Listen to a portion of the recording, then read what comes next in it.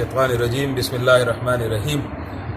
حدیث شریف کی اور قصہ راضی نبی اکرم صلی الله علیه وسلم ارشاد فرمائی چې زه هغه کس پیژنم چې د ټولو نه اخیری به د دوزخ نه ویستلی شي او د ټولو نه اخیری به جنت کې داخلولی شي.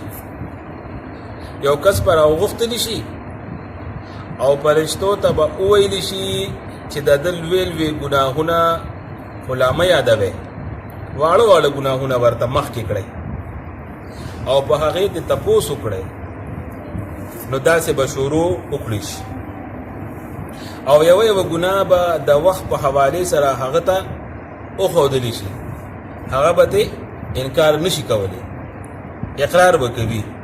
په دې کې به د الله جل جلاله له طرفه ارشاد شي چې دته دې د هرې ګناه په بدله کې یوه یوه نیکي ورکړي شي، نو هغه به زر وایي چې لا خو نور هم ډېر ګناهونه باقي دي، د خپلو ګناهونو اقرار به وکړي، نو هغه به زر ووایي چې لا خو نور هم ډېر ګناهونه باقي دي.